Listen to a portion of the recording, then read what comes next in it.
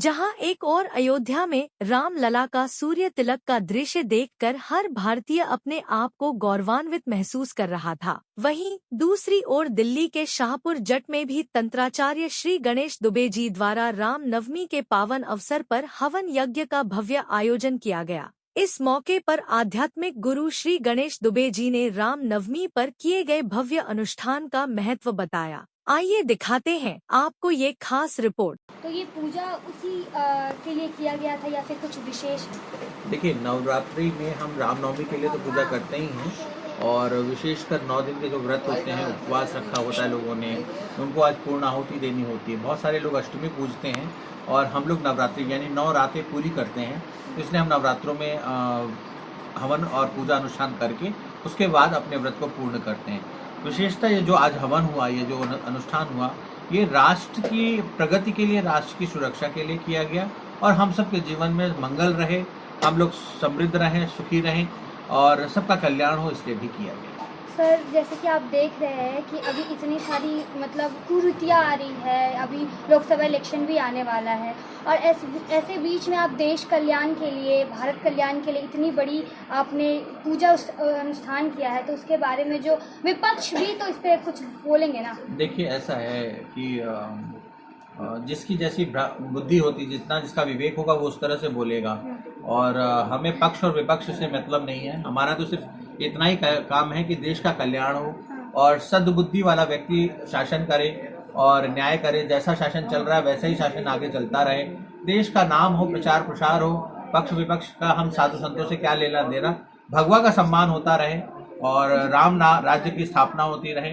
राम मंदिर के बाद अब मथुरा में और काशी में भी मंदिर विराट बने, यही हमारी प्रार्थना है, यही हमारी हम ईश्वर से यही प्रार्थना कर रहे हैं कि ये जल्दी से जल्दी हो और ये शासन जो चल रहा है यही शासन चलता रहे और मंदिरों का निर्माण करता रहे। रामनवमी पे क्या संदेश रहेगा भक्तों के लिए? भक्तों के लिए यही रहेगा कि आप सदाचार का पालन करें, सनातन धर्म का सम्मान करें, भगवा को ऊंचा लहराएं और देश काल स्थिति परिस्थिति देखते हुए भी आगे बढ़ें और अपने धर्म का सम्मान के लिए लड़ाई, अगर शस्त्र और शास्त्र दोनों का प्रयोग करें, माला और भाला दोनों का प्रयोग करें, हमें किसी में कोई आपत्ति नहीं है। जैसी आवश्यकता पड़ेगी हम वैसा कार्य करेंगे। अयोध्या में आज 25 लाख श्रद्धालु पहुंच रहे हैं रामनवमी पे, तो इस पर आप क्या कहना चाहिए? तो ये धर्म की जीत है, ये सनातन धर्म की स्थापना है, राम राज्य की वापसी है।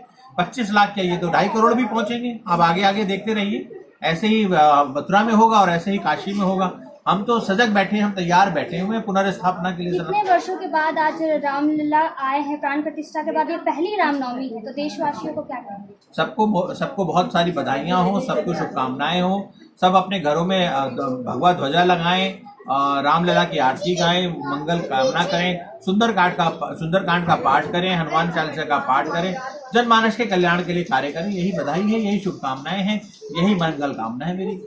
गुरुजी, ये जो मूर्ति है बहुत ही अनोखी लग रही है, बहुत विशेष लग रही है, आकर्षित कर रही है जी। तो इसके बारे में कुछ कहेंगे? ये आपने बनवाया है या फिर कुछ? ये देखिए, हमने वैष्णव अघोर पंथ करके हमारी जो परंपरा है उसमें हमने कृष्ण और काली की मूर्ति का विग्रह एक में ही बनवाया है। ये कई कथाएं आती हैं जो जब भगवान कृष्ण ने काली का स्वरूप लिया और काली ने कृष्ण का स्वरूप लिया, उन्हीं को ध्यान में रखते हुए ये अघोर पंथ के लिए, वैष्णव अघोर पंथ के अनुसार हमने ये मूर्ति की स्थापना करी है और हम चाहते हैं कि इसके लिए हमें वृंदावन में कुछ स्थान मिले जिससे कि हम इसका एक विराट स्वरूप तांत्रोक्त विधि से एक मंदिर की स्थापना कर सकें। तो जिसके पास भी अगर हमारी सहायता करने के लिए आवश्यकता के अनुसार अगर कुछ जगह हो तो वहाँ में प्रदान करें, जिससे कि हम एक भव्य मंदिर का निर्माण कर सकें।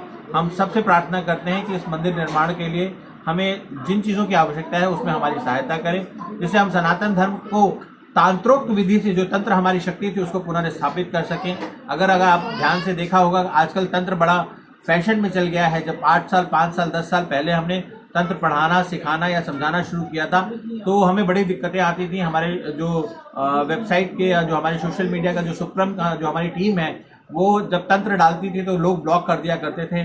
और आज अगर देखें तो मीडिया पे, सोशल मीडिया पे लगभग 70 से 80% लोग सिर्फ तंत्र के विषय में ही बात कर रहे हैं। मुझे बड़ा हर्षोल्लास होता है कि मेरे जीवन की जो 36 साल की यात्रा की जो तपस्या रही वो सफल हुई। तो मैं चाहता हूं कि एक मंदिर वृंदावन में तांत्रिक विधि से बनाई जाए उसके लिए मुझे जमीन की, धन की, हर प्रकार की आवश्यकता होगी। आप सबसे प्रार्थना है कि आप सब सहायता करें और आगे बढ़ें। महाराज जी, ये मूर्ति का विचार कहाँ से है कि विराजमान की है? ये मुझे ज्ञान पाठ करते समय, ध्यान करते समय मुझे ये मूर्ति का पूरा चित्रण आया। मैंने उसको बनाया और बना के कलाकार से बात की, तो उन्होंने ये विशेष मूर्ति तैयार करके मुझे दी और ये भव्य रूप से तैयार हो गई है। ये इस बार होलिका दहन के साथ मैंने इस मूर्ति की प्राण प्रतिष्ठा के लिए संकल्प लिया है और मैं कुछ प्रयास करूंगा कि जल्द से जल्द मैं इसको वृंदावन में स्थापित करूं। रामनवमी का पावन पर्व मनाया जा रहा है और आप महाराज जी के कार्यालय में विराजमान हैं, क्या कहना चाहेंगे रामनवमी पर? रामनवमी जैसे कि अयोध्या में भी आज राम जी का जन्मदिन मनाया जा रहा है, तो हम सबका ये बहुत बड़ा सौभाग्य है कि आज गणेश जी के यहाँ पर भी रामनवमी का उत्सव मनाया जा रहा है। गणेश जी हमेशा धर्म के लिए, तंत्र के लिए और सनातन के लिए कुछ ना कुछ करते ही रहते हैं और हम लोग सब उनके पीछे चलकर धर्म की राह पर चलने की कोशिश कर रहे हैं। हमारी सबकी ये कोशिश है कि गणेश जी का जो ये एक स्वप्न है कि उन्हें वृंदावन में एक मंदिर की स्थापना करनी है, तो हम लोग सब उनके साथ हैं और हमारी सब दुआएं उनके साथ हैं कि उनकी ये मनोकामना जल्दी से जल्दी पूरी हो। ये अयोध्या में 550 सालों के बाद सपना साकार हुआ, इसका श्रेय हम किसको देंगे? सर, ये बड़ा कॉन्ट्रोवर्शियल क्वेश्चन हो जाएगा, लेकिन इसका श्रेय ज़्यादातर रामलला जी को ही जाएगा, क्योंकि इतने वर्षों उन्होंने तपस्या की मंदिर से बाहर बैठकर। तो अगर उनकी मर्जी नहीं होती तो शायद आज ये सब कुछ नहीं होता। तो मेरे ख्याल से हमें ये पूरा श्रेय जो है वो रामलला जी को ही दे देना चाहिए। और इसके अलावा क्या संदेश रहेगा जाने वाले भक्तों के लिए और रामनवमी के लिए? रामनवमी और भक्तों के लिए हमारा यही संदेश है कि आजकल की जनरेशन जो इस धर्म के रास्ते को भूलती जा रही है, सनातन के रास्ते को भूलती जा रही है, हम सब बड़ों की ये कोशिश होनी चाहिए कि हम उन्हें एक धर्म के रास्ते पे चलाएं, उन्हें संस्कारों के साथ जोड़ें और उन्हें सनातन धर्म के बारे में जितना भी हो सके ज्ञान देने की कोशिश करें। देश जो है वो राममय है और जब से राम मंदिर बना है तो राम की जो है भक्ति और उनके प्रति जो श्रद्धा है और भी लोगों के बढ़ गई। और जहाँ तक यहाँ पर जो रामनवमी का जो पर्व बन रहा है, मैं हर बारी आता हूँ गुरु जी के पास, बड़ा भव्य तरीके से ये और हम चाहते हैं कि देश के हर जो है पवित्र स्थान पर राम मंदिर बने। सबकी भी, गुरु जी की भी हमारी इच्छा है वृंदावन में बनना, हर जगह बनना चाहिए। जितना भी जगह पर राम मंदिर बनेगा हिंदुओं के लिए, हमारे लिए वो काफ़ी स्कोप निकलेगा, उसमें रोजगार के स्कोप भी निकलेंगे, आस्था के स्कोप भी निकलेंगे